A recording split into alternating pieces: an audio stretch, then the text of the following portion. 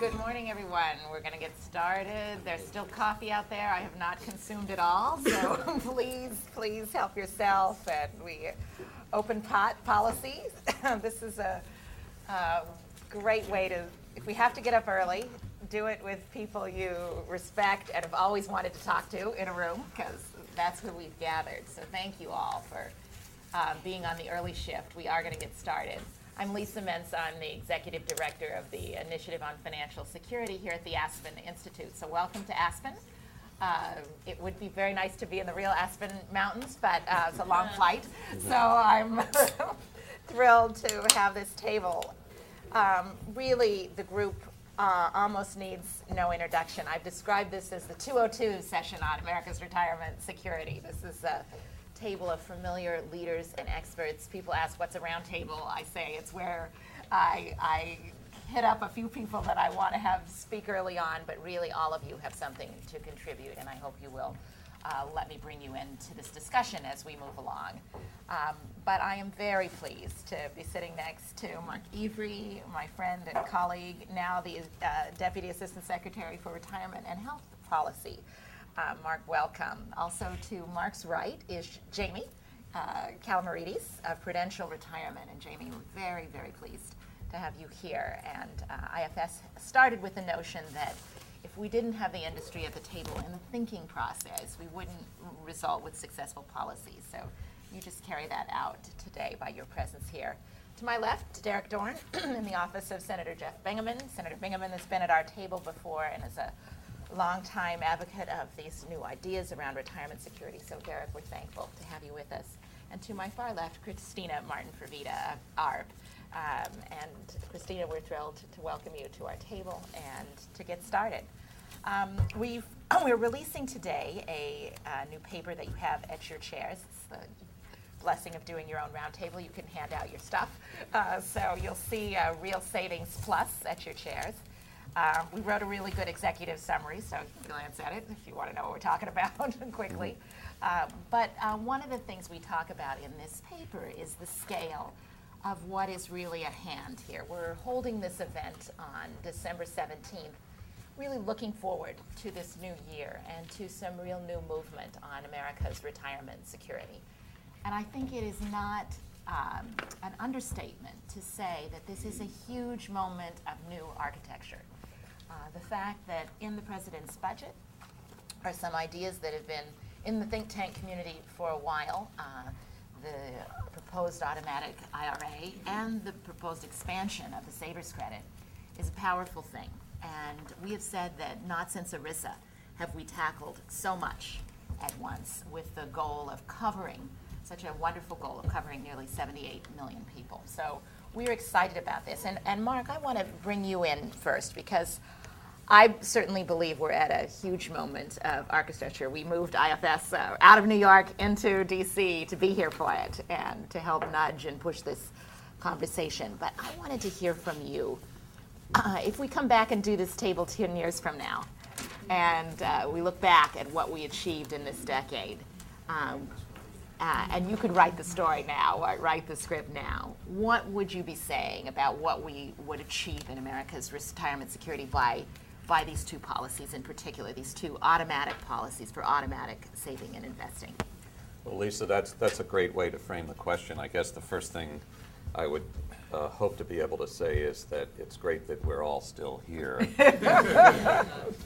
And I sincerely hope that'll be the case. This is an attempt to achieve a breakthrough. Since before ERISA, we've continued to hover at the 1/2 coverage mark. Yeah. Roughly half our working population, depending on how you want to measure it, full-time, part-time, et cetera, is not covered by any employer plan. And we know what works in our retirement savings system by and large. We know that workplace-based, employer-sponsored coverage has been very successful as far as it's penetrated, and it's penetrated far, but not far enough. We know that when you're trying to get people to save, the power of automatic payroll deduction that keeps small amounts coming out of that paycheck going into tax-favored saving or that has employers making those contributions on behalf of employees, whether on a non-matching or on a matching basis, that works. We know that if you automate, if you default people into saving, give them the choice to opt out, but make automatic enrollment the way that people save, that works even more effectively. And when we compare the IRA as a standalone vehicle, as you say in your very fine paper, Lisa, the IRA was designed to fill the gap for employees who don't have, or other individuals, self-employed, who don't have an employer plan available to them. But we see that gap filler has about a 1 out of 10 take-up. On a standalone basis, people have to take the initiative, make the decisions, how to invest, open it up, where to open it, et cetera.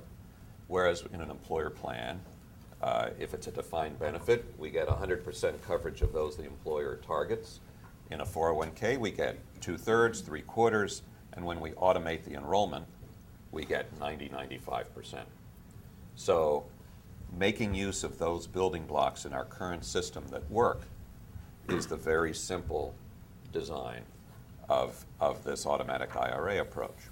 And we would hope to get a take-up that's far, far greater than the 1 in 10 that you get in an IRA unassisted by workplace payroll deduction savings and peer group reinforcement and automatic enrollment. When we add all those things in, and importantly, as you've pointed out, when we add in the match from the federal government in the form of a saver's credit that levels the playing field, pardon the cliche, but it seems to apply quite well here, that levels the playing field on behalf of those in the lower tax brackets. 0% federal income tax, 10%, 15% income tax brackets. By the way, that's the majority of us in America, by far. When we give those people more of a financial reward for saving, we will have a 1-2 punch. Automatic enrollment into a tax-favored account at the workplace that makes it easy to save, and a match from the government that makes it more remunerative to save. Right. That's the hope that we will be here 10 years from now with a breakthrough that we will have finally gone way beyond roughly half of our population being covered, and we'll do it in a way that is supportive of the employer plan system and that has done this in partnership with, that is indeed private sector oriented, in partnership with the government.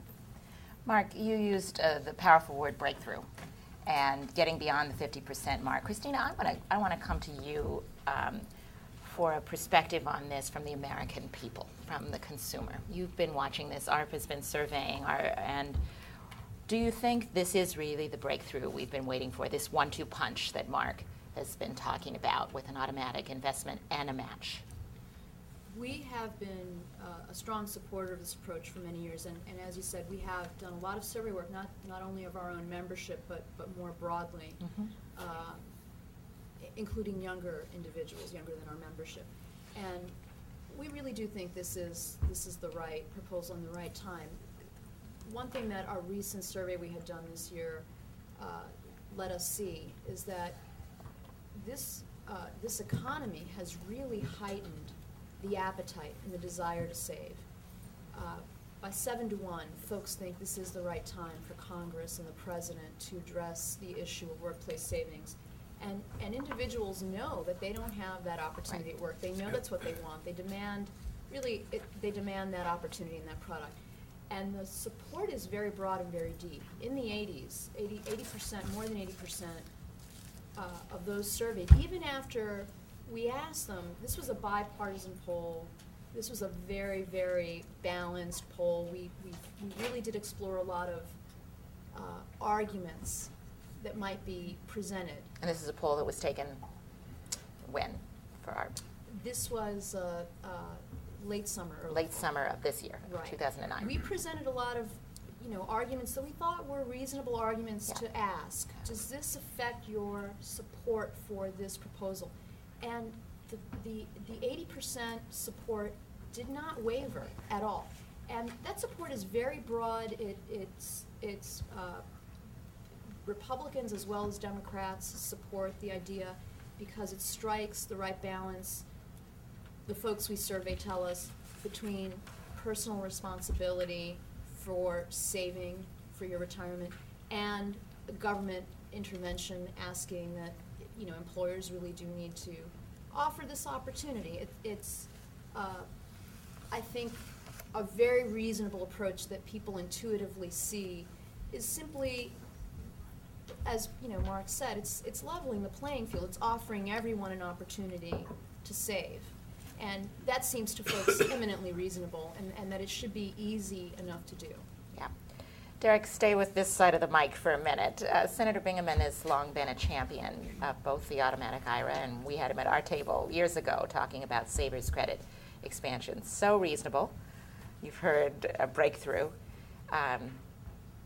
Where do you see this? Where do you see Senator Bingaman's support deriving from? And does the same rationale that we've heard here hold in the Senate? So. Great. Well, thank you. I guess what I would say is at this table, you all know the statistics better than I do nationally, and I won't quote them. But I think that whatever the trend lines are, they're exacerbated in New Mexico, which is a state that has the third lowest income in the country. We know that Hispanic Americans are far worse off in terms of coverage. Only about 30% of Hispanics receive an employer-provided plan of some sort. New Mexico is a plurality of Hispanic Americans, Native Americans as well. We're the second highest Native American population in the country. So whatever the demographics are nationwide, or whatever the trend lines are nationwide, they're more difficult in New Mexico. And New Mexico, unfortunately, ranks 50th or first, depending on how you look at it, in terms of employer coverage or the lack of employer coverage. And I think that's really what's brought Senator Bingaman to the table, in addition to having the vantage point of being able to sit on both committees with jurisdiction over retirement issues, legislative jurisdiction. So I think that's why he's taken this approach. He's had other approaches that some of you are aware of in the past, but we hope this Congress will be the third in which he introduces a bipartisan auto IRA bill, and we think that it will be an improvement thanks to a lot of input from stakeholders. In terms of whether this is the breakthrough, I think he's optimistic, or we're optimistic that it can be, that this can be an approach that employers could find reasonable, that advocacy groups can find reasonable, and that can be administered. So I think it continues to be the centerpiece for Senator Bingaman of his retirement agenda, and I think he's very encouraged that President Obama included it in his budget as the centerpiece of the administration's retirement agenda as well. Derek, you gave sort of the troika that we've been often looking at: employers, the consumers themselves, the savers, and the industry that has to administer any kind of account. So Jamie, let you pick up there.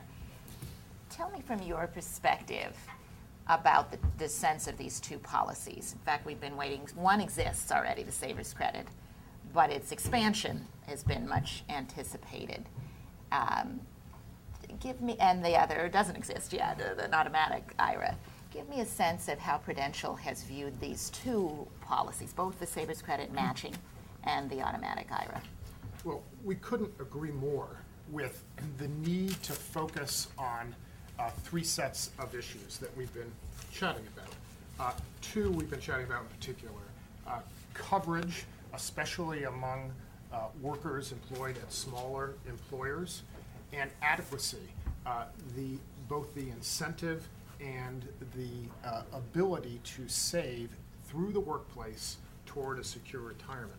I think the other issue that we've been talking about a little bit, and I certainly applaud Mark and the administration for coverage and adequacy.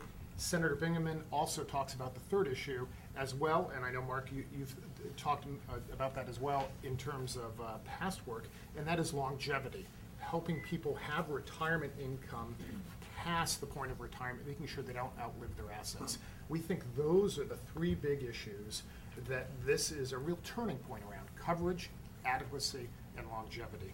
And so we not only agree with the outcomes that we're trying to solve, we agree with the principles by which we are trying to solve them. That is, coverage is first. It would be a shame, though, to solve coverage without also solving the adequacy issue, especially among lower paid and middle American workers. And we think longevity is an issue that doesn't have to be bundled in terms of a legislative and regulatory process, but needs to be thought about, because that's the ultimate measure of whether or not individuals are achieving security in retirement. Jimmy, will match work? Will matching people's savings work as an incentive? What we find from practical experience is through automatic enrollment, automatic contribution escalation, default into a QDIA-like investment that takes into account a person's time to retirement, and a match, all help significantly to move from mediocre savings rates, even among larger employers, to very significant savings rates, and putting people on the path really toward adequacy. There still needs to be work done around longevity. Yes.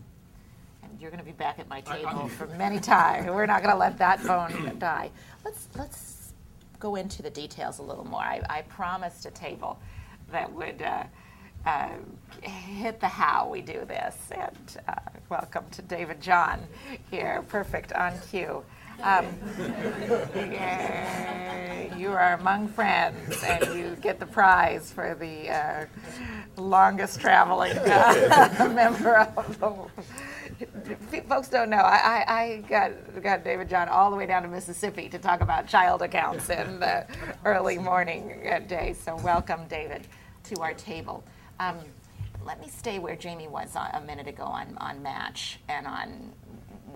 Mark, you've been writing and thinking about this Savers Credit for a long time. Is this the one you want? Is this the one we've been waiting for? The expanded Savers Credit match into the account directly. Is this the one? Yes. Love it. And Lisa, it's been the way this leveler has been conceived of since it was proposed in the late 90s. Yeah. It was enacted in a very curtailed form. Yeah. But the basic idea has been 50% match, just a simple single match rate or something substantial like that, with a refundability so that the very large portion of our population who are paying their payroll taxes and are working hard, Right. but don't have any income tax liability will get it. And that if possible, and to the extent we can make it administrable, if it looks like a match and functions like a match, it can add to the account. The incentive effect of providing a refund that people can take and spend has a lot to be said for it also. The effect of having something that's automatically saved that goes into the account likewise has a lot to be said for it. And that's the way this was originally conceived. Good. And Jamie, that automatic into the account, is that something the industry has been thinking about before? It is, the administrative aspects of transferring money are, I would love to say, are completely automatic throughout the industry. They're not. But the transfer of money, especially a large amount of money that this sort of savers credit, the industry could respond very quickly and support very effectively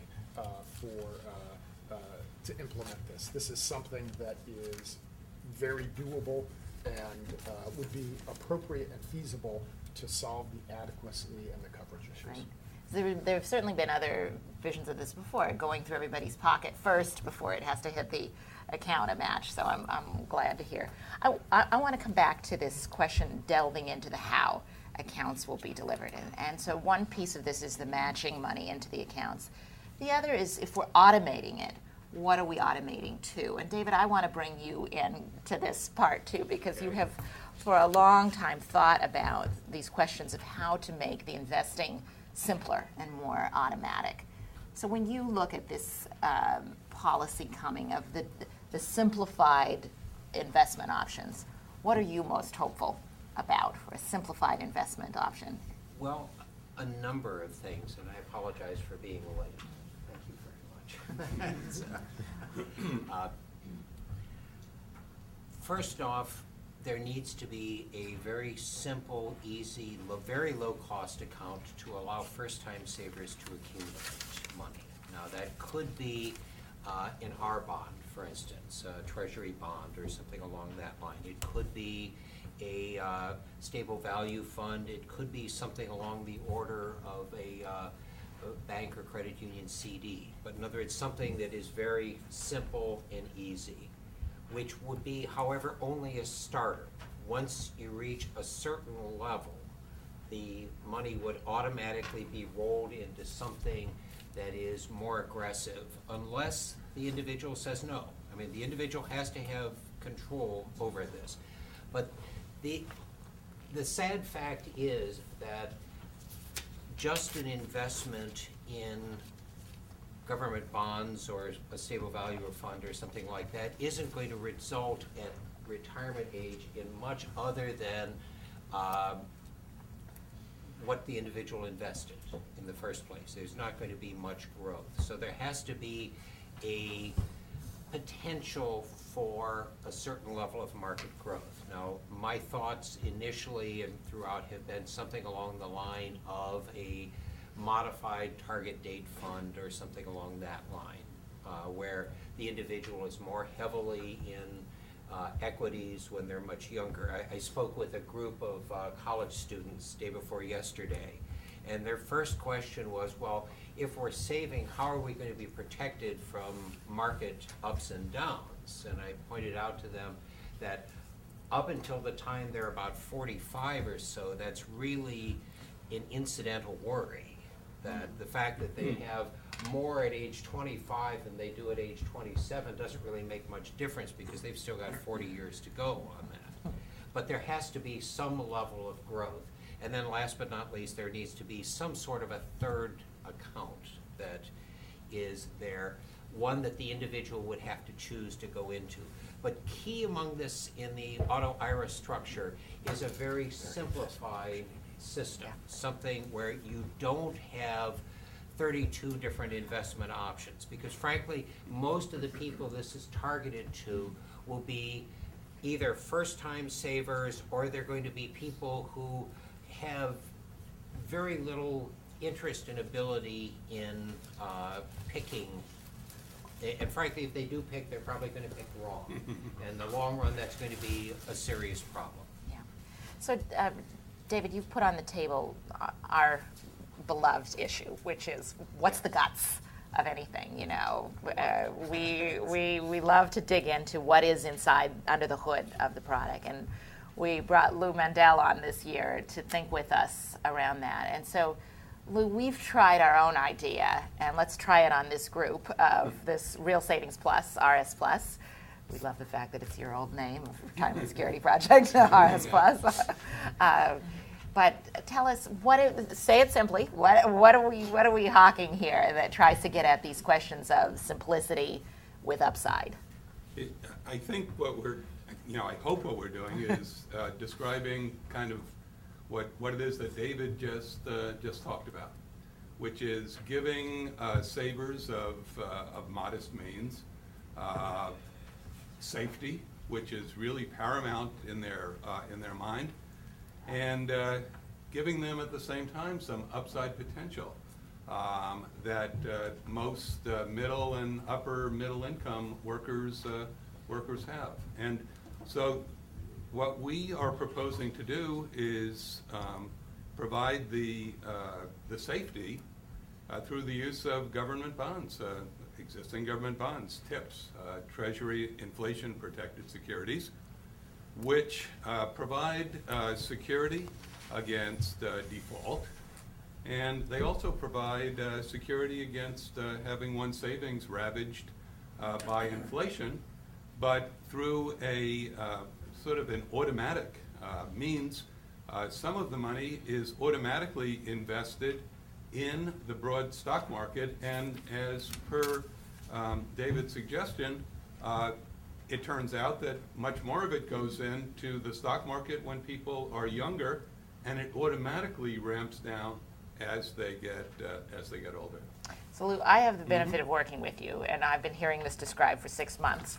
We've got about 6 minutes for everybody to get in. So take us through a little more of how an investment option like this would be structured, the how of it. Okay, and let me suggest if people pull out their Real Savings Plus booklet and turn to page 26. We have a professor with us. Well, I feel sort of naked without my PowerPoint, but this will do. And if you look at page 26, I'm just going to walk you through very, very, very simply what happens, because it's best illustrated with an example.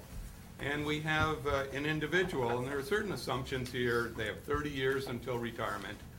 They're contributing $1,000 a year, and that includes any match either from the employer or from the Savers credit. And we're assuming in this case that the interest rate on tips is 2%, which is a little bit lower than the historical level. And the S&P returns 9%, which is actually lower than the historical level. And inflation is about 3%, which has been about the historical norm. Now, this adjusts to anything else. But let's just begin in year one, which is the first line. And the contribution is $1,000.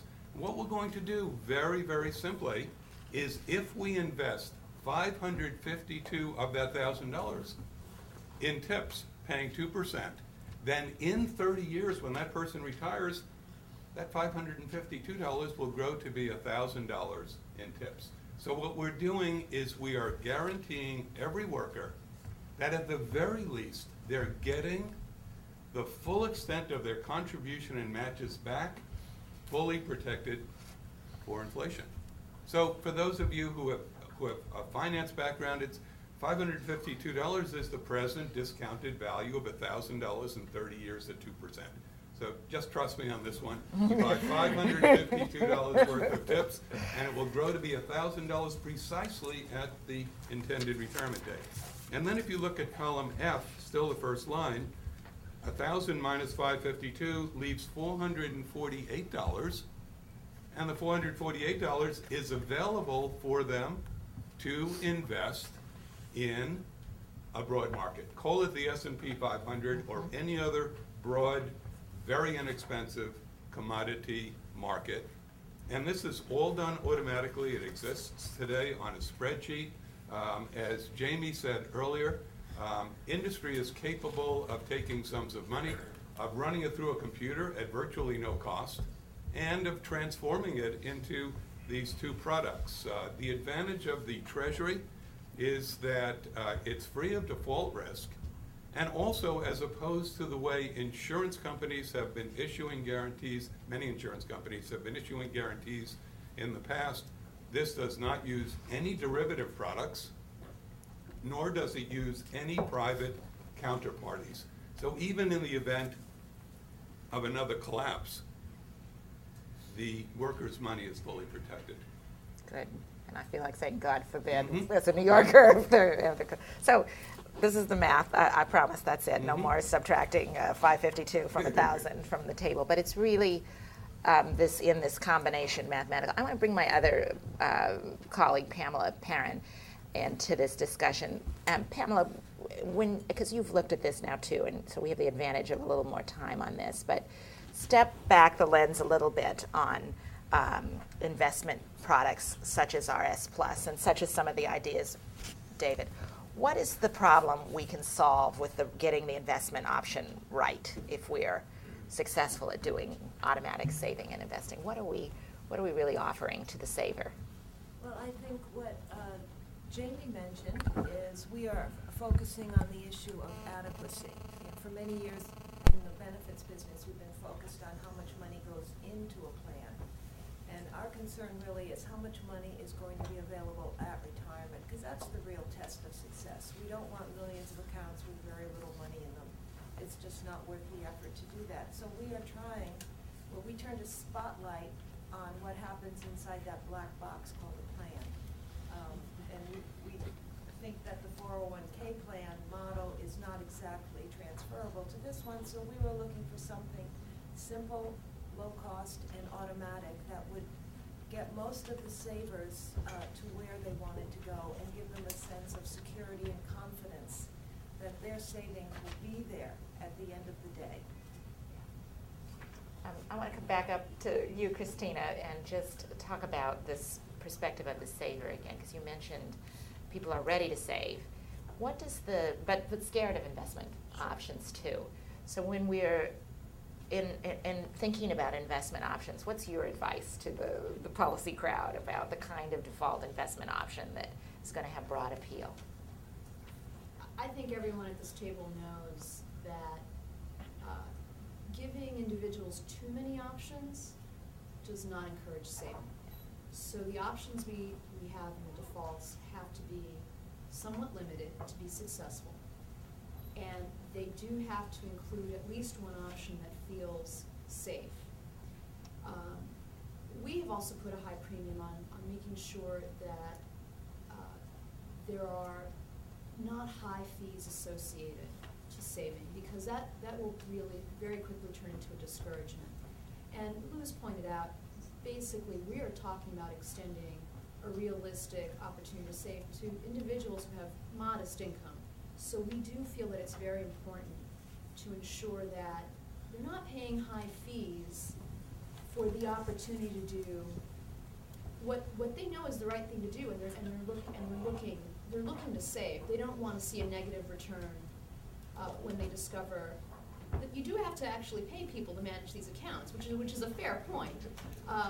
So limited options, ones that are easy to understand, at least one that feels safe, and fees that at least some thought given to low fees, so that the return is one that encourages saving. I like your criteria: limited options, something that feels safe, and fees that can be low. Lou, we're not hawking RS Plus ourselves out of Aspen, but we did do some thinking around cost and fees. What is your answer to Christina's? Okay, basically, professorly suggestion to turn to page 18 of the book. Oh dear, I promised the end of the numbers, oh no. And we prepared a little table that basically said how much of a difference do fees make. And in this table, we simplified it, and we're assuming a blended return of 7% a year. That's 5% from the tips, including the 3% of inflation, and 9% from the S&P 500. And over 40 years, somebody who contributes $1,000 a year will have accumulated, in the second column top line, almost $200,000, $199,635. And that would be without any expense ratio, which is impossible, we know that. But then if you look at the very bottom and you say, what if there's a 2% expense ratio, which incidentally is, for some guarantee products now and variable annuities, is actually low, and that reduces it from 200,000 to about 120,000, a reduction of 40%. So you can just go down and see if it's kept down to 25 basis points, it reduces it by 6.22%. At 50 basis points, 0.5%, it's 12%. At 1%, it reduces it by 22.5%. So fees and expenses really do matter, particularly, as was said, for a group of people who've earned modest incomes during their lives. So I know it's a little unfair, Jamie, to come to you after the fee conversation, but Christina put on the table, obviously it's not free to manage money, and obviously we are thinking of policies that require a partnership. No one's imagining that Mark's personally going to invest all the 78 million savers' money. We're not doing this totally in government. We imagine, these policies imagine a strong partnership. Turn more now with me, Jamie, to the question of the how, and tell me, what's your hope of how this kind of policy could be structured to allow companies to come into this if they want to, and while maintaining their current business. This is obviously a policy that's trying to sit next to a current book of business in the employer system and augment, not destroy. Yeah, it is clear to us that for larger employers that have a regularity of their business and a sustainability of their business model, the existing employer-based system is appropriate, and we want to make sure that through solving coverage inadequacy that we don't impinge upon that good savings, but instead focus where the need is greatest. In our work, when we've looked at small employers and said, what has caused them to not adopt the current system, we found three major reasons: cost, administrative hassle or burden, and fiduciary responsibility associated with running the plans that exist today. We think that the cost of investments is absolutely critical. The need to have as low-priced investments, as safe guarantees so that individuals can pick the right solutions for them out of a limited set of options within a plan make great sense. We are also very interested and recognize that the cost of administration is critical and just as contributory to the amount that someone has at the end. We think that the automatic IRA proposal, payroll deduction IRAs, is a very reasonable approach for some employers. We have suggested and have talked to many of you in this room and on the Hill as well about a complementary alternative that we think has is consistent with the outcomes and is actually consistent with the principles we've been talking about. And that is the concept of a multiple employer plan for small employers. Allowing small employers to pool their purchasing power and adopt a consistent trust so that they can reduce the administrative cost and delivery to their participants.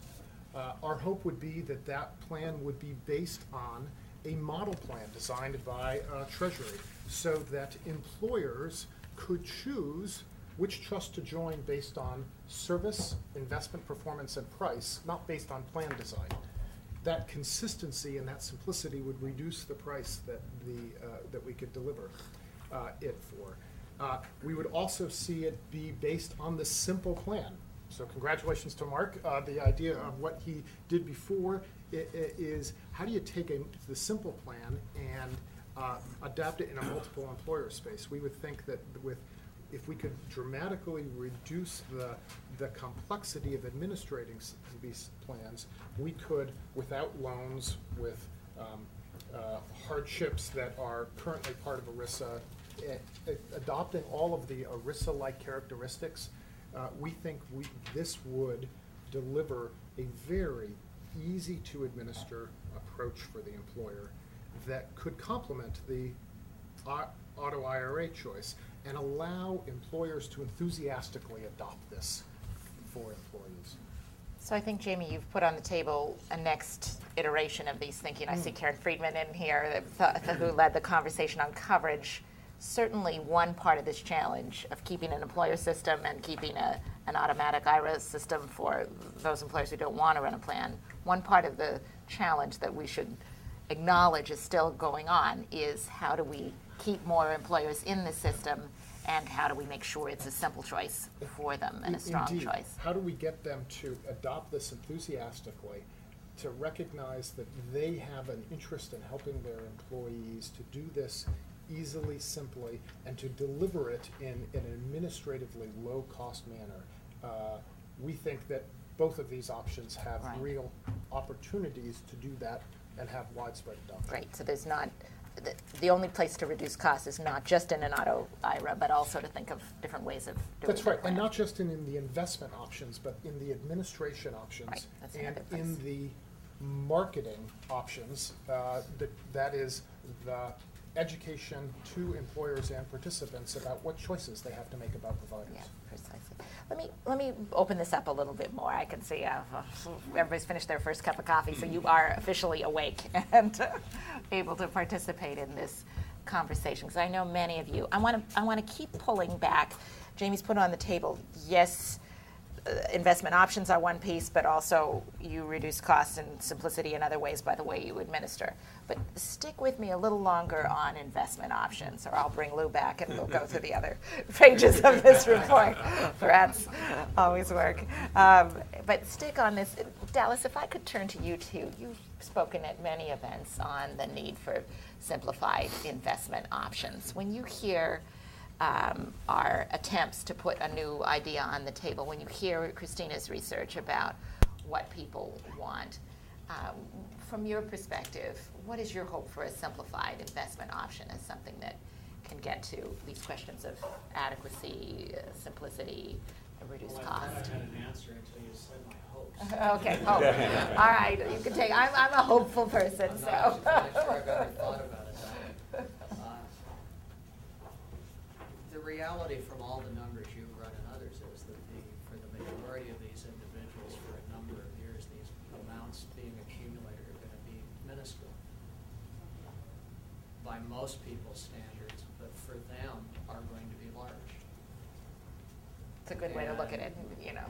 $50 to $100 accumulating to $2,000 to $3,000 for most of the 72 to 78% of the population, a million people you're talking about, is more money than they will have ever accumulated. Yeah. And for them, getting to $5,000 to $10,000 may in fact be as big as their account ever gets. At which point, to David's point, target date funds and other things are not what those people are thinking about. And in that environment, I think even what Lou's describing and the RS Plus, whether it even needs to be that complex, which is why the issue of an R-bond type approach that has no denominations attached to it, because as your paper very aptly notes, the denominations issue in the TIPS area creates a challenge. And the second you move it into, well, we'll accomplish that by a TIPS type mutual fund or some type of a pool package. If you look at the pricing on today's inflation indexed mutual funds, even from the lowest cost producers in the industry, they're at levels that your chart on page 18 Doesn't even go to. No. essentially shows. So I think given the population we're looking at, not really even the population Jamie's talking about, because Jamie's population will tend to be more stable because the employers that will find what Jamie's describing attractive from our small employer retirement surveys, the item that he didn't mention that we found from over half of the small firms, the reason they say they don't provide is because their employees don't want it and would place no value on it. And that group of employers are not going to find Jamie's option attractive. The 48% that say my employees want it, but the reasons Jamie just gave, might well find his approach very attractive because they actually have enough additional employee longevity, extended tenure, to make it make sense. So if you then divide it down and say, let's go to the 52% of employers that say, my workforce makeup, my tenure, now you're down to the lowest income segments of the population, very small, and you really do need simple. I think the R-bond is likely to be the kind of approach that is going to be the most efficient and effective for at least an extended period, and then something like the RS Plus might well be the intermediate kick in versus David's point of target date fund, et cetera. I think what David's talking about, the RS Plus, may well be the effective way to provide that second tier. But I think it really, because of the amounts of money involved, there's a tremendous tendency for us to be thinking in large amounts. And when we in fact look at the data, we find that over 70% of working Americans live paycheck to paycheck. The proportion of working Americans that don't even have a 2-month or 1-month reserve in any financial accounts, period. The real issue is for those segments of the population, which I think this is, the auto IRA is most effective for those approaches, is how do we efficiently provide at almost zero cost some amount of effective buildup. And I think then, for those here from Congress, the other piece of this that gets into it, already the biggest reason that individuals that would otherwise be eligible for various base social programs aren't, is because of the $2,000 Minimum thresholds. minimum for- threshold Yes. for financial savings. Yeah. And many of them only have $3,000 to $4,000, but that's a disqualifier. And so the dynamic of having, if we want these largely at-risk populations to find this attractive over time, then we're gonna have to integrate it with other realms of public policy, rules on supplemental security income, rules on Medicaid, rules on food stamps, et cetera, and eliminate from the public policy environment multiple disincentives that these individuals have once they focus, once they hit a need. And that's without even getting into what some of the issues are relevant to become in an ultimate implementation of a health reform with subsidies in terms of how retirement assets play into those tests. So I think there's that piece that wasn't mentioned by anybody that I would just add. The asset test very, piece, yeah. A very Yeah. important piece of this. And then just to underline the basic point, simple and closest to cheap. And once you've accumulated, then longevity and other things are really important issues, but in the absence of accumulation, they don't matter much. So this is why everybody wants Dallas at their table, because you get these comprehensive things, asset tests to the simple truth data you wanted to respond to. And I hope we'll get back to Dallas's point that maybe, because I think it takes issue slightly with what we proposed, that, you know, you need upside from the beginning, because you're proposing something slightly different, so. But an R bond provides upside is my only comment. Good point. Yeah, I've learned the hard way to be very careful at crossing Dallas.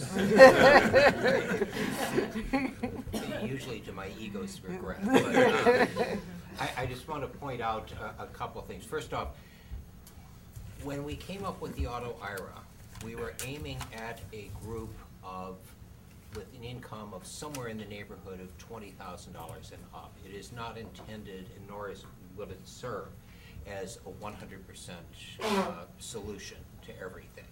It is a step in the right direction. I ran a few numbers using census data, and we would carry coverage, which is different from participation, from somewhere in the 50% range to, I think I came up with 89%, and that's using a 115 million employees in there. So that's a plus.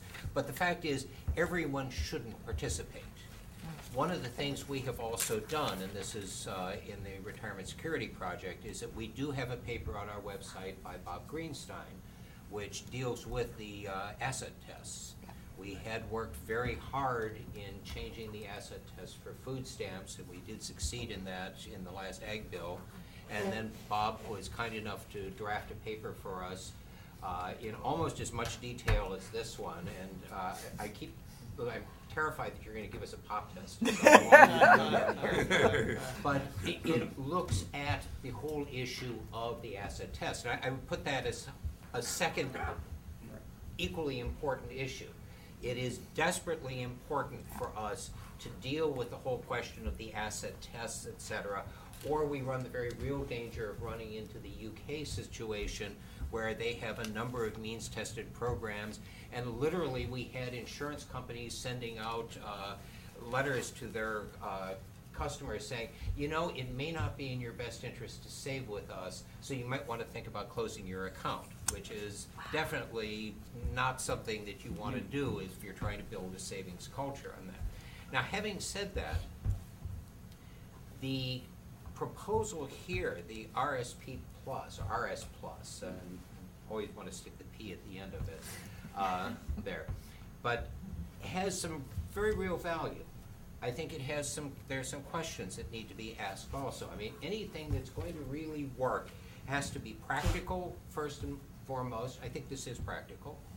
But it also has to be portable and it has to be sustainable.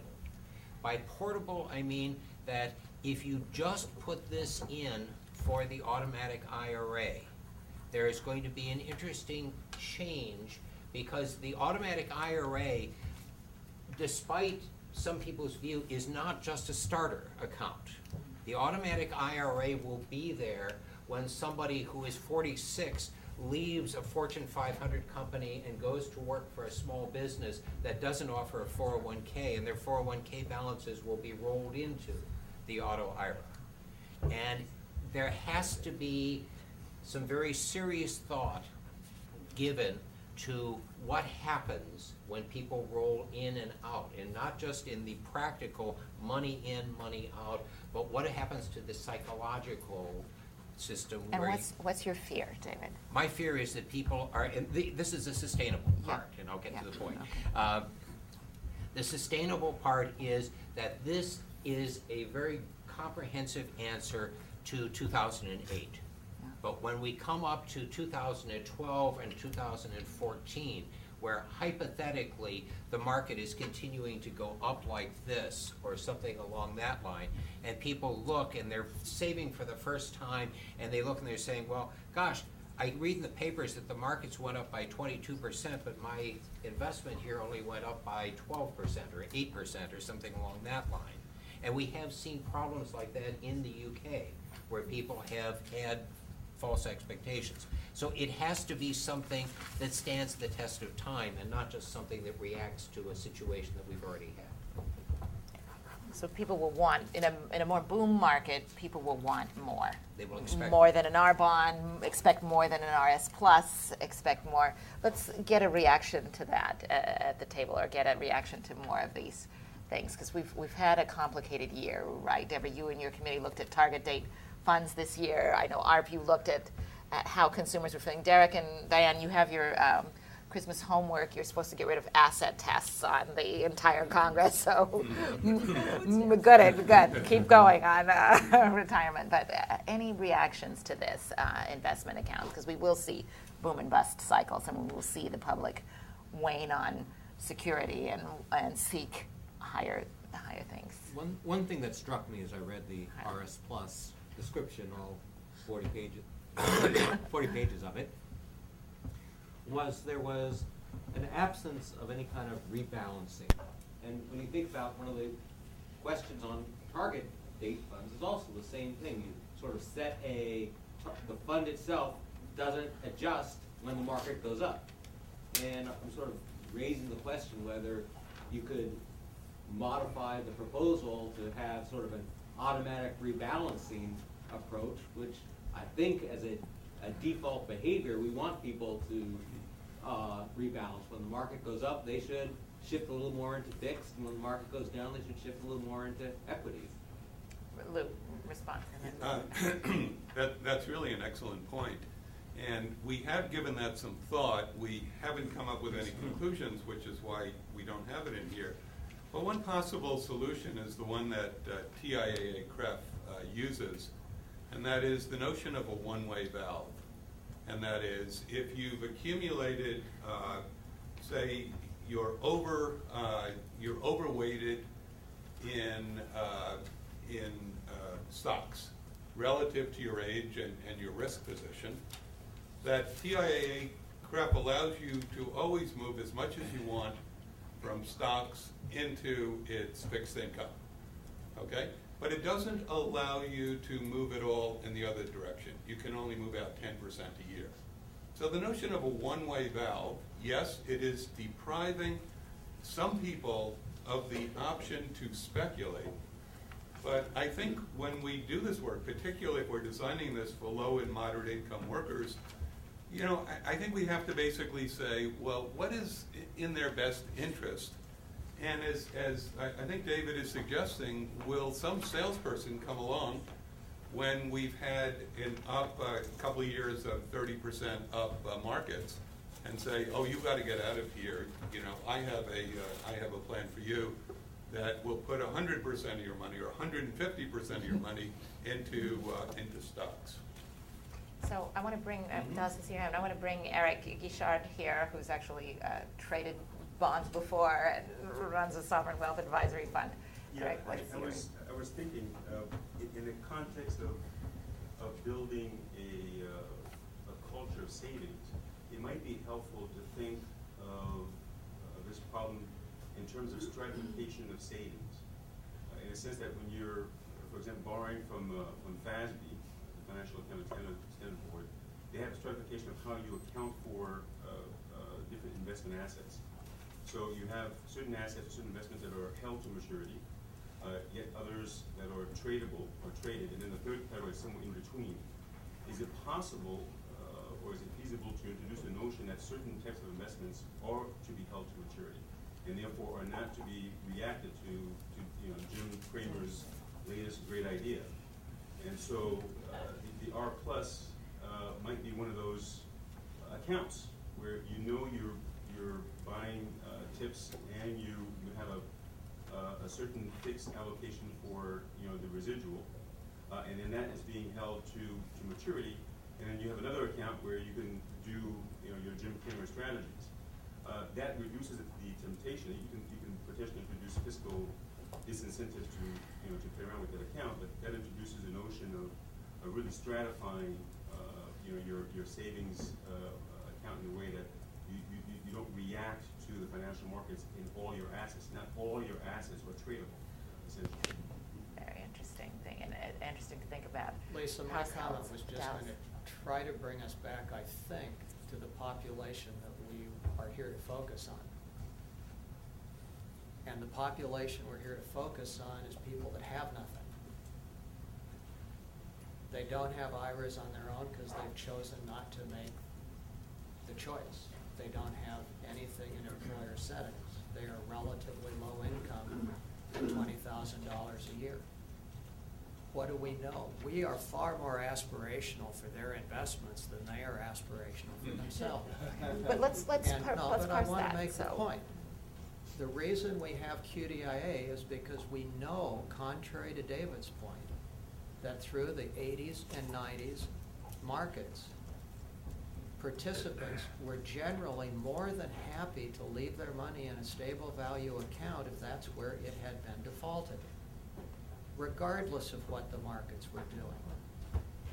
That with these populations, the probability that they are going to be getting frustrated in a Great Britain sense by not participating on the upside in a bull market, I'm just, there may be people like out there that have money, but as a practical matter, this is far more, which is why I think the expense issue discussion is by far the most important discussion. And it's the only reason I'm going to the more conservative of, do you even need the level of upside that RS Plus appropriately has as an aspiration for these people versus a flat R bond, given the amount of money we're talking about these people in the near term having. And I agree with David's point, vis-a-vis the eventual, the long term, the accumulation account, the equivalent of Jeff Bingham's bills for many, many years of a portability clearinghouse, which this sort of replaces the portability clearinghouse concept. But I think we've got to, Great. I mean, what our aspirations are for people once they have 20 or 30 or 50 or $100,000 is worthy of consideration, but at the public policy, can we get this enacted point? Right. I think we've got to focus on the population we're really talking about, which is where for most of them, what we're talking about is 200, 500, 1,000, 3,000. Of annual contributions? No. No, you're saying No. 2,000 of. No, I'm talking about if you're putting in 3% of somebody at $20,000 a year, even with a match, so it's 6% of $20,000 a year, you're talking about years before that is enough money that that individual is going to be paying a huge amount of attention to a differential between a 6% versus a 9% versus a 12% annual rate of return. Fair. And I'm just saying that's not where I think. Right. But let me just also bring in America Saves, CFED, Peter with the Native American. There are colleagues of mine who I know from 13 years at the Ford Foundation that have looked precisely at the small saver and have looked precisely at households at the median and below. And we do have expertise at this table, so I'd like to bring that experience to bear. Carol, Nancy, Peter, any thoughts on these questions? From the CFED perspective, this is definitely the population we've looked at with individual development accounts, and you're absolutely right, Dallas, that protecting principal is the most important thing. And we haven't had a lot of folks worried that they're not getting a huge interest return, and actually we're trying to fix what was put in the Assets for Independence program, which has really complicated rules for the programs who are trying to manage the interest and make sure that every participant gets a pro rata share of the interest, which is an incredibly expensive proposition for accounts with $1,000 in it. We're trying to eradicate that. America Saves really didn't deal with the retirement savings issue. We left that up to ASEC and Dallas and Kim McDonald. But we do deal a lot with the low to moderate income saver, and have for the last 10 years tried to put into place these small accounts that have low minimum balances and waive fees so that people can save small amounts of money over time, which is a really important piece of it. That said, what that does is that it really doesn't accumulate wealth. It really, more than anything, gets people in the habit of saving money. And then also creates a relationship with a mainstream financial institution, which is a building block for eventual wealth creation of some kind, of some amount. Dallas is right, and the rest of the people who have spoken to this are correct. We see primarily the 50,000 savers who enroll this year. Their primary goal was an emergency fund. That's where they're thinking, and that's $200 to $500 dollars a year, and we know that there are $2,000 of unexpected expenses, so that's not going to protect anybody. But that's what we think we need people to be. So I think that with what we're talking about here really is exactly that. It needs to create a relationship with a financial institution that will give folks the access to create some measure of wealth defined by themselves, not by us, but by themselves. And a stable relationship with this type of institution. And I want to flip this around. The fact is that although we have been working for years to try to get financial institutions to offer these types of accounts, it's been bloody hard to do it. I mean, they don't want to. So what I'd really like to know is how do we incentivize the financial community to want to start at this level and keep a relationship with folks who may only accumulate $2,000 over 30 years. It's an interesting point. That's why we knew it, Jamie. So in our little Janet example, 4% of 25, do easy math, is $1,000. That's 50.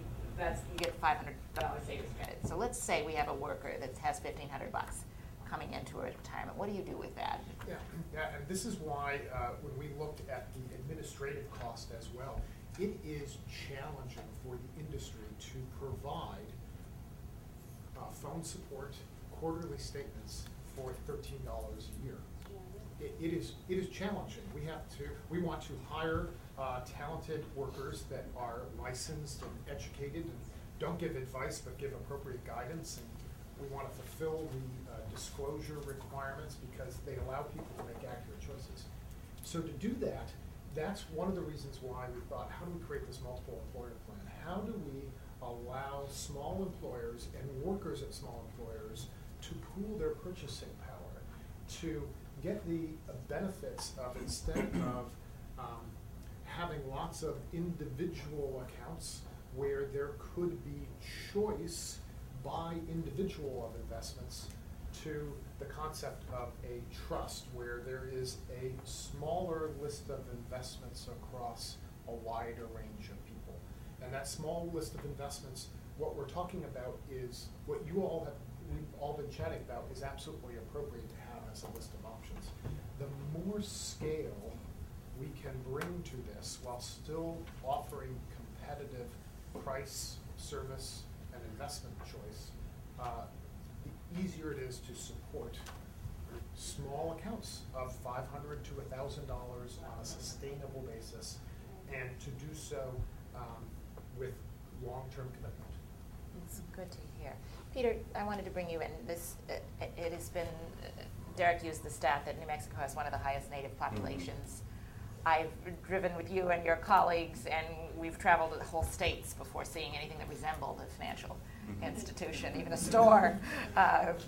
So probably one of our hardest tests should be, in a rural area with people far away physically from institutions. But when you hear this and you've been watching these things, we're in an internet era now where it ought to be simpler too. And one of the promises of something that's automatic is that you don't need a corner IRA dealer to be able to come in and take your $500 savers credit and your $1,000 own savings and be able to invest it. When you hear these, and when you and your colleagues throughout Indian country are hearing about breaking the challenge of this, are you hopeful that these kind of partnerships could come together to serve even people at very modest means who've not traditionally been served by financial institutions?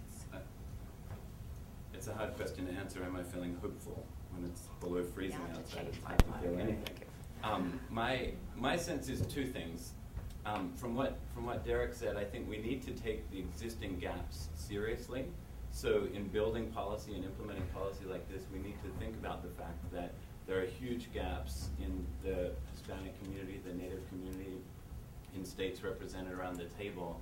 And if we don't think about the pre-retirement infrastructure, and if we don't think about how we deal with existing challenges like the huge unemployment disparities between white and Native and Hispanic and African American and other citizens, then focusing in on retirement, particularly in a context of fiscal restraint, which is fast approaching us, I think, in this town. Those in this town know that.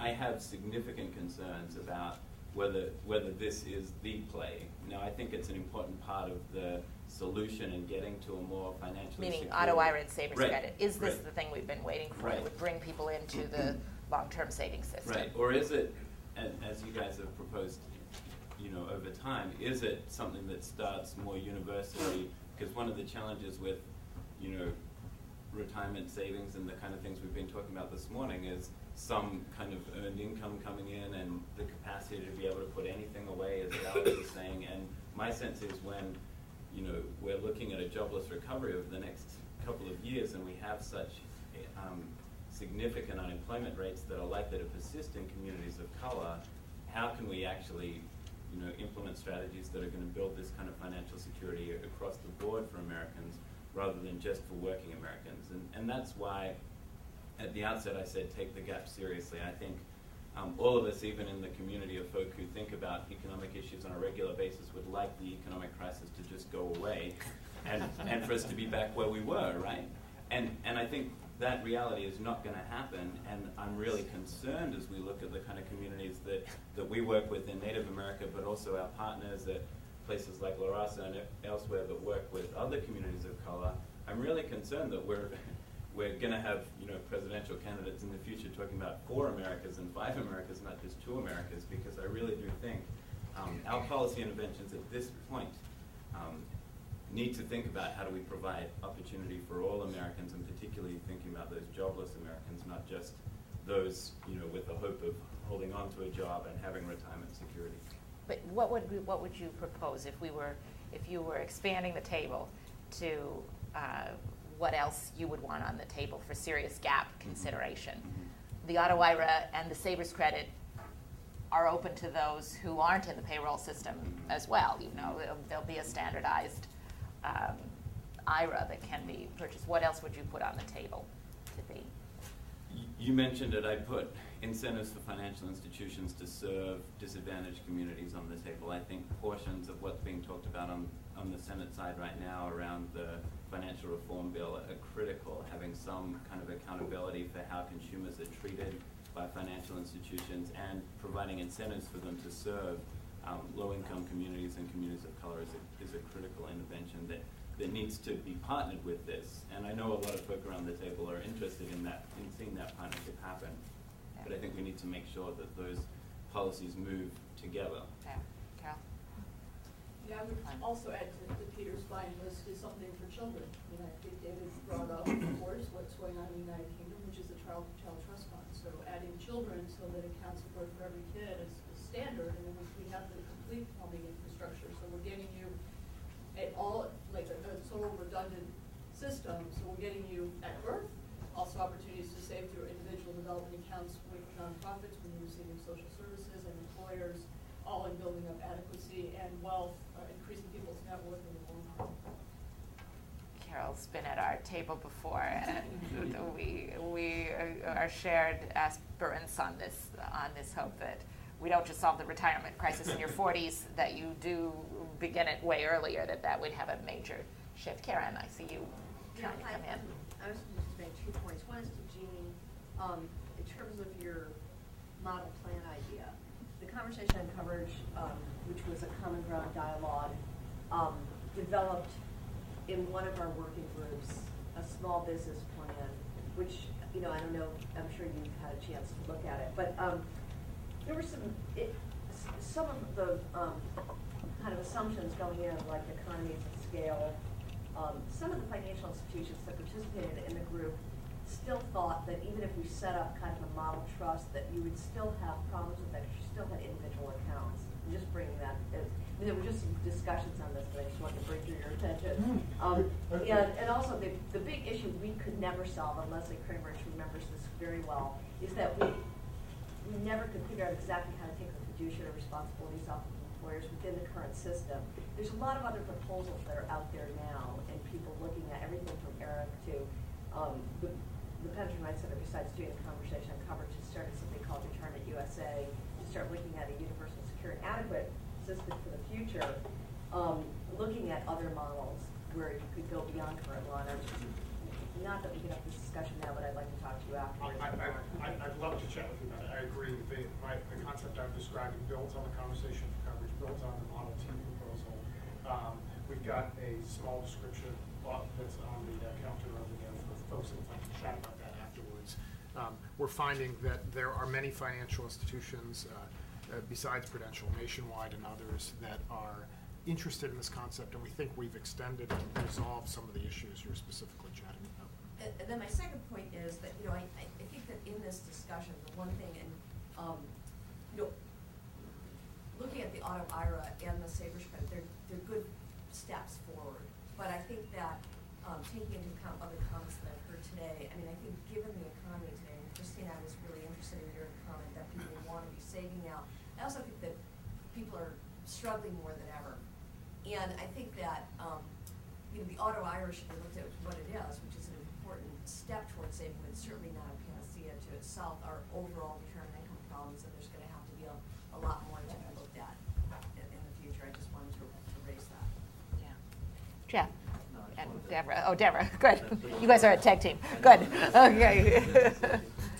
I just want to say that I think these types of forums are fantastically helpful. I think the more we kick the tires and discuss different options and opportunities, the better it is for all of us that have to put pen to paper and frame things. And so I encourage more of these debates and discussions. Second, I'm an economist, so we have to talk budget constraints. And if we're going to talk about the population that you're trying to hit, the low-income population and retirement security, we need to talk about Social Security. And I think with the push for the Conrad-Briggs proposal and with others looking at long-term fiscal solvency, we need to make sure that we don't overcut benefits in Social Security and then try and compensate in some way in the other retirement security way. Because it's a tax dollar spent in Social Security The last point is just, several people have talked a little bit about leakage. If I was a low-income person, or if I had lost my job, I would probably tap into my retirement accounts. And so these estimates that project 30 years in the future, if everybody puts $1 in and it always stays there, aren't exactly what's going to happen for this population. I think we need to think about ways to encourage retirement savings, but also to view this as a way to save for other downturns and to take that into consideration as we move forward. Deborah, thank you. Dan, you wanted into this. Let me make a small point here to be added on, thank you. And I'll just pick right up on what Deborah said. With this population, it may not be if you lost your job, it may be if your car broke down. That's the $200 to $500 range that Nancy mentioned. So that's why I'm thinking, and it's not surprising for those who know me, I did financial education at Treasury, that education needs to be a part of this. And I'm drawing somewhat on my experience from our 2005 effort at Treasury and the administration to reform Social Security out of private account. Regardless of what you thought of the proposal, some of the ideas of trying to get people warming up to the idea of entering a private account need to be thought of in this situation. And I don't think the default into it, the opt-out, gets around all those issues. I don't think an opt-out is a substitute for education. I think it's a bridge to education. With a lot of populations, we try to get you to learn and then save. As Nancy was mentioning, a lot of times, if we brute force you into saving, you still have to learn. Because you have a few big things that I think have come up where education is going to be necessary. You have to make those decisions. When do I take money out? And that gets complicated even in the 401k context. Should I stay in? Because you can't opt out, and what's stopping these people from giving themselves a 3% raise in tough times?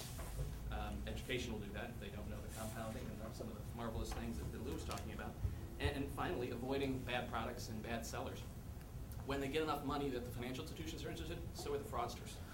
And it becomes useful for them to approach them and show them something bad. And if they're not armed to say no and walk away, then we have problems. So I would just, as we're continuing to plan this great party, let's make sure we pay a little attention to the invitation so we get people to come and stay. Good. We're getting in, and I want to come back, but Bob, quickly get in. I wanted to ask Mark and David what they see as the potential for the new DBK account that will be available on January 1 to employers who have less than 500 employees, because it has the 4% automatic deduction from the employee's account into a saving account.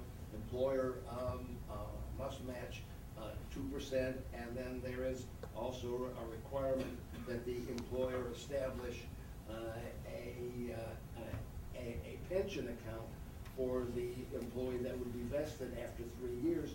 It seems to me that there's a lot of potential in these new DBK accounts, and I wondered what you thought about that. Mark or David? Either of you want to start? I'll start and then pass it on to Yeah, Mark. and then I'm going give you to the bring right back answer. others on the table as we round out. I think the DBK, and I think, for instance, what Jamie is talking about in a multi-employer standpoint, is probably the second step, realistically. That the auto IRA, because it doesn't require or allow the employer to make a contribution at this point, is probably going to be something that's a bit more attractive right now.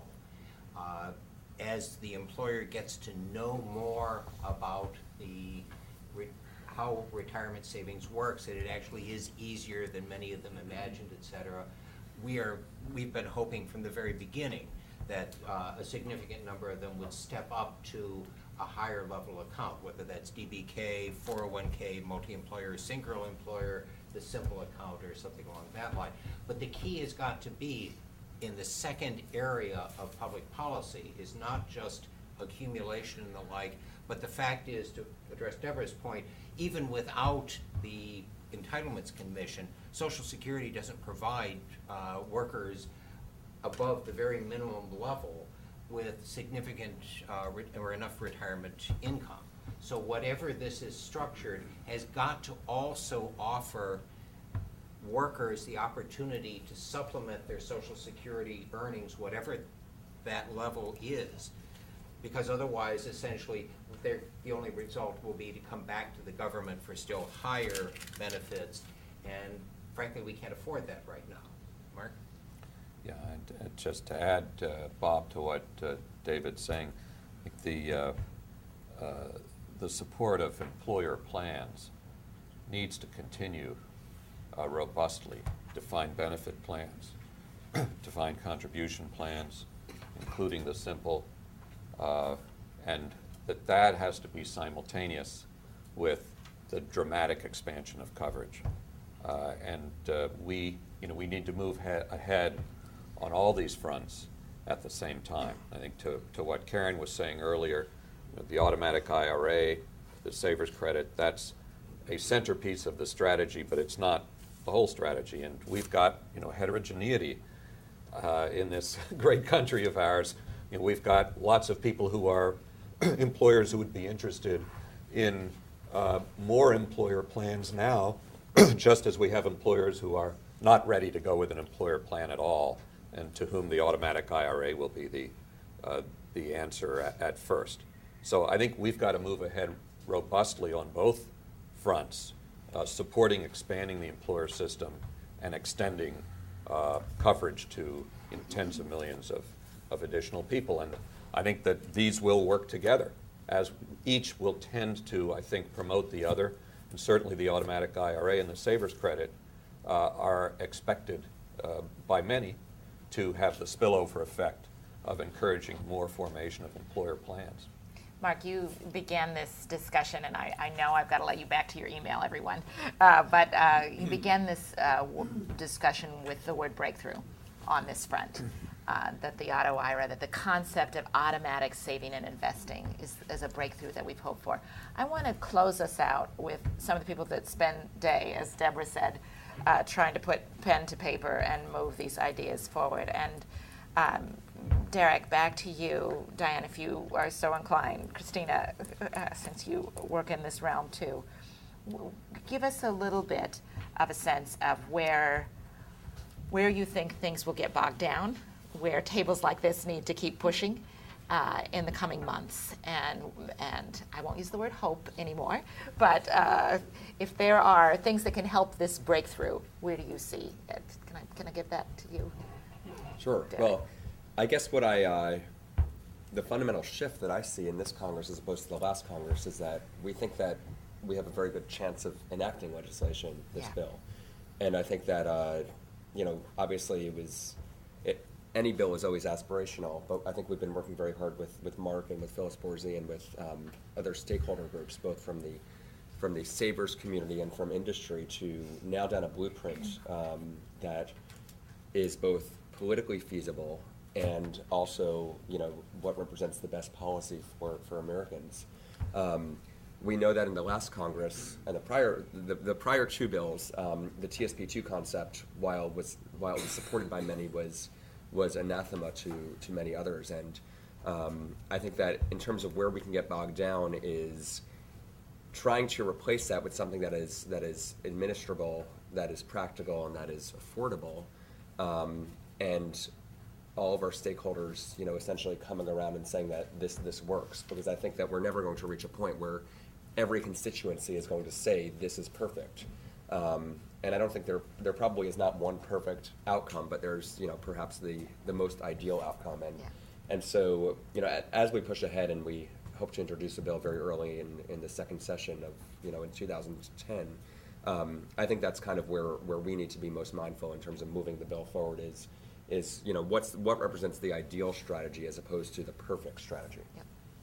Christina, last thought? Sure. On what works?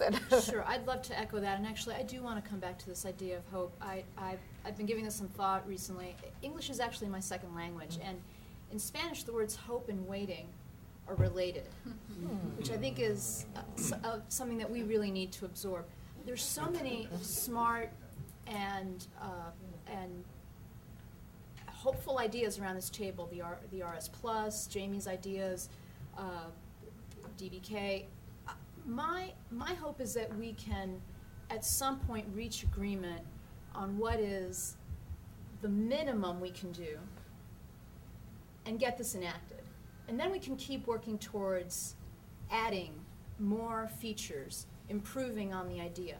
But we do need to stop waiting to give these workers a chance to save for their retirement and to start saving in general in the workplace, which is where we know real saving happens. So that would be my last thought. Diane?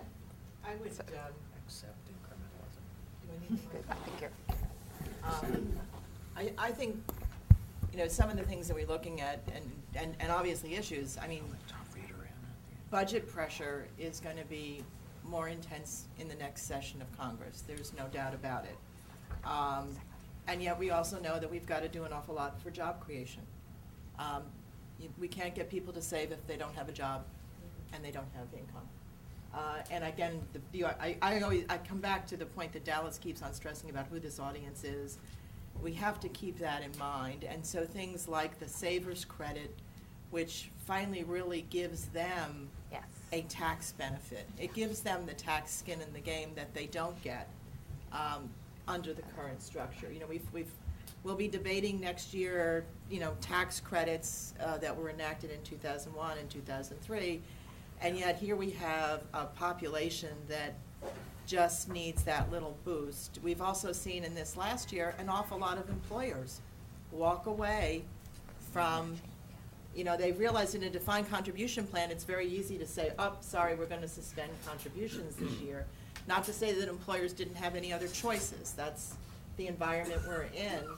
But it also puts us in a place where, you know, perhaps in some very good markets, people weren't getting matching savings when the stock market was low, if one would invest that. But I think we have to think about those people, think about what's there, find something that's practical. And I think in particular the R bond becomes a more practical point of view because it really gets to the reason why people have to invest in equities for their retirement.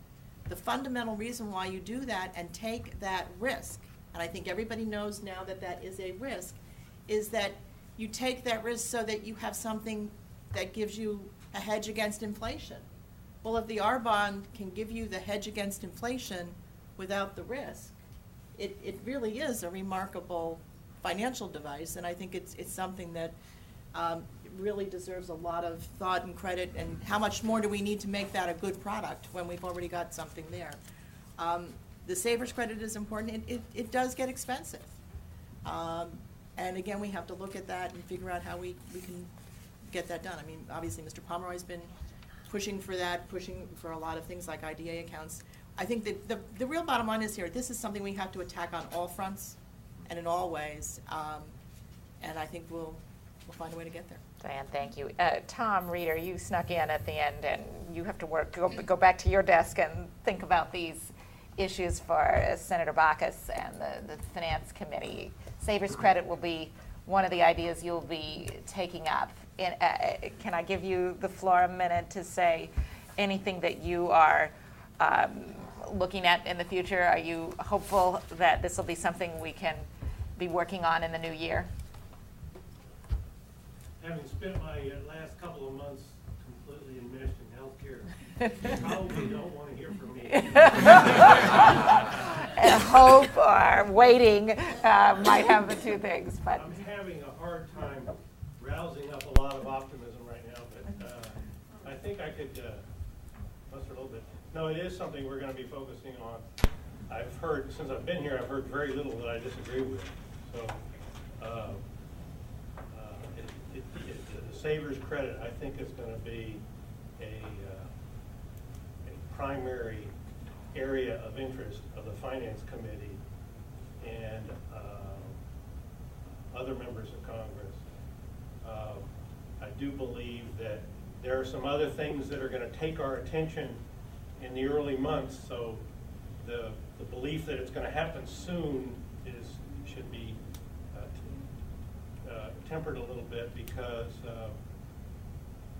there's a lot of pressures that have been mounting while we've been dealing with healthcare that we got to take care of. Pension funding is not the least of that. yeah.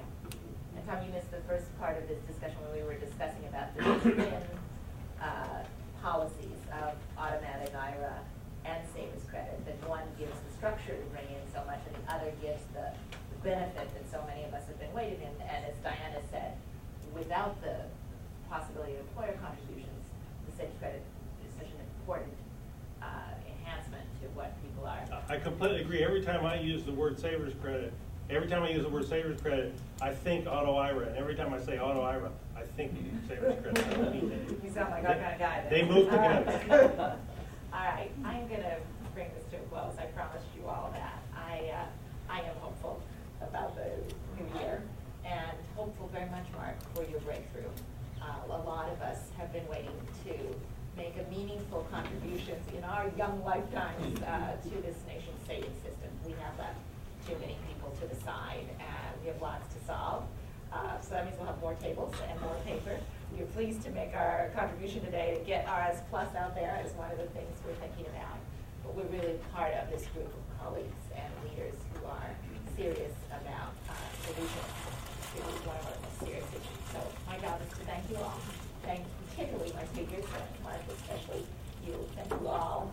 This was a very busy time, and we're very thankful. Ma'am, may I add a thank you before we go? Thank you for inviting me. This is a fascinating conversation. And I'll add one more note of optimism if you guys don't mind. It seems like there's so many awesome issues on the table and so many challenges to doing this right. And they're challenges that are common to whatever happens to DBs and whatever happens to 401ks. But it seems like there are so many good pieces of a solution. And it does seem like an odd time to be saying savings for retirement for folks that are hoping to have the job back.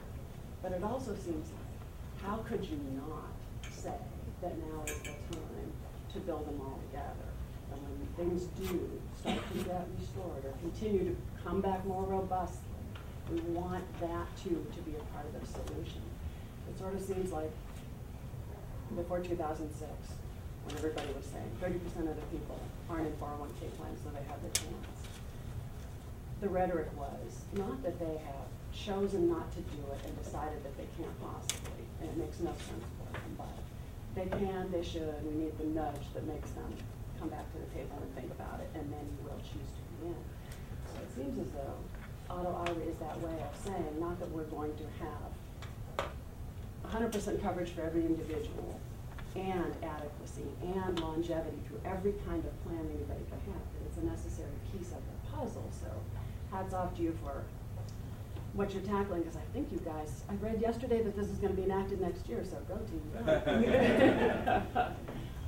And the child accounts too seems like a great way to say if what we're talking about is early, steady money that accumulates. There's 18 years worth of a way to have something that is a nest egg worth keeping for retirement. So thank you for closing us out, Leslie. Good way. So happy holidays. Thank you all.